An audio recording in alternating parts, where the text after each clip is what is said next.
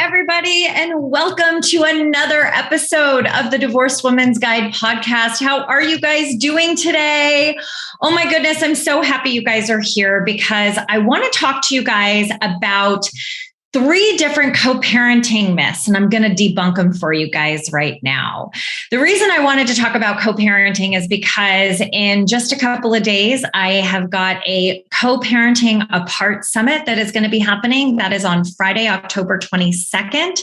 So if you have the opportunity to sign up, please feel free to do so. And if you are listening to this after the fact, please don't worry. There is an option for a replay, so you can still go to co-parentingsummit.com to get access. So let's get back to talking about those co-parenting myths that I'm going to debunk for you guys right now. So as I'm sure each and every one of you know, there is no shortage of information across the interwebs and on books and social media and in Google regarding co-parenting post-divorce. And while I know that there is no one-size-fits-all plan, everyone's story is unique and special, and common beliefs end up contributing to increased contention, chaos, and calamity. The reason being is that, well, if other people are doing this, well, why can't we do this?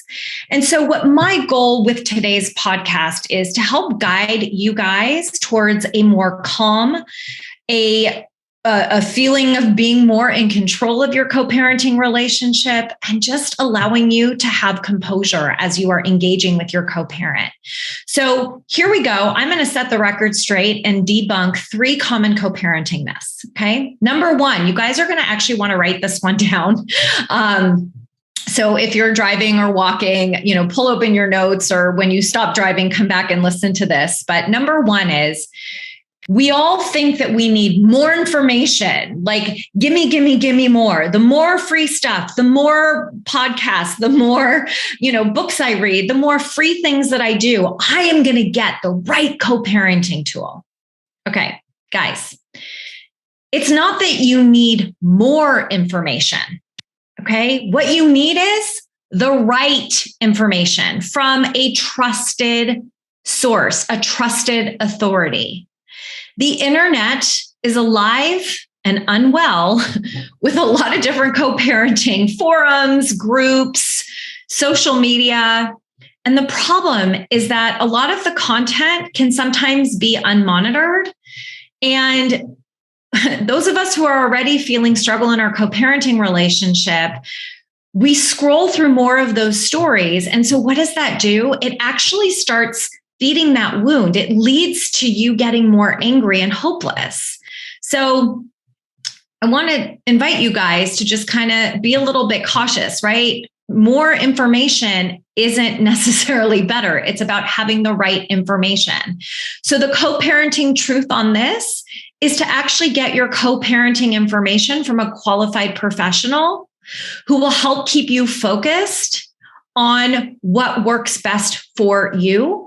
And that is going to be based on what it is that you have control over, not what you don't have control over. Okay, that's debunk myth number 1. Number 2, well, you are just not trying hard enough to compromise. Oh my goodness, you guys, have you ever tried to move a mountain with the tip of your finger? Right?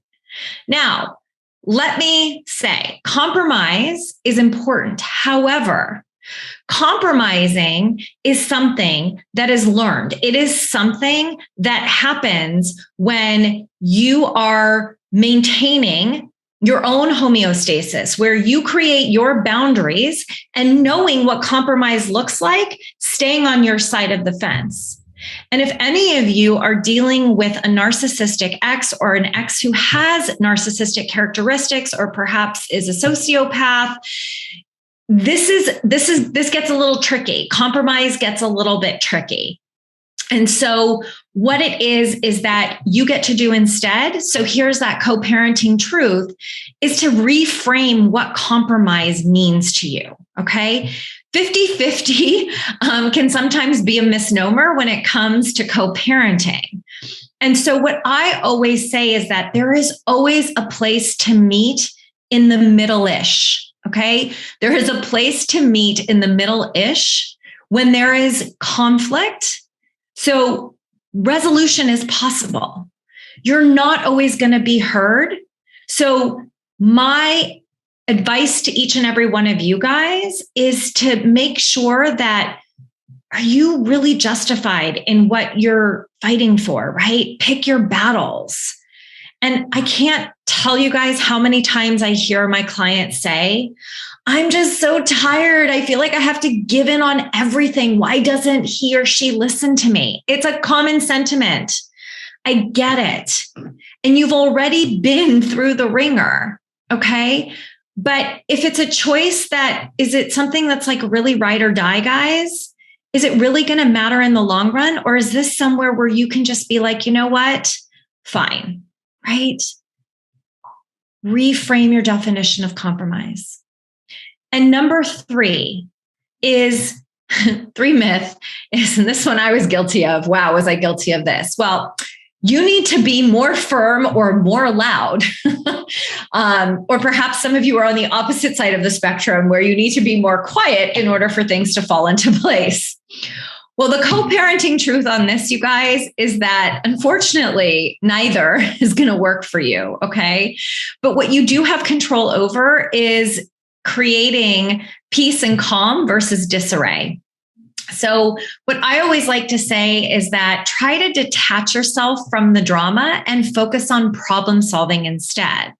And that comes from having boundaries in place and having boundaries around not just with your ex-spouse, but also with your kids. Okay. Boundaries are incredibly important for you to know kind of that firm yet flexible, that healthy boundary place where you will actually be heard when you are speaking from an I am or an I feel instead of pointing a finger and saying you. Okay. I hope everything that you guys heard me say today ladders back up to this. It always comes back to your kids. And I know everybody says that, okay? But I will tell you that I know each and every one of you loves your kids more than you actually despise your ex-spouse. And you get to start making it all about your kids. So remember, you guys, you don't need more information. You need the right information. You need the right amount of facts coupled with solid problem-solving techniques. And that is where engaging somebody who is a professional can support you in that process. And just as it happens to have, guys, I am launching and announcing my co-parenting course during this summit, and then I will be talking about it from there on after. So if you guys want to get some more information about my co-parenting course, how it is that I am going to help you guys navigate this process, because man, was it bumpy for me. I went from having a parallel parenting relationship to one where we are co-parenting and probably better friends today than we were our last couple of years of marriage. And we always co-parent. Now, that doesn't mean that there aren't times where we will parallel parent, here and there, and that's totally fine. Parallel parenting is actually a form of co-parenting. But at the end of the day, both my ex-spouse and I always remember to keep our boys in the center of all of our decisions. And I always make sure that I have the right information, not more information. So hope you guys enjoyed today's episode. Sending you all tons of love, light, and joy as always. Mwah! Bye, everybody.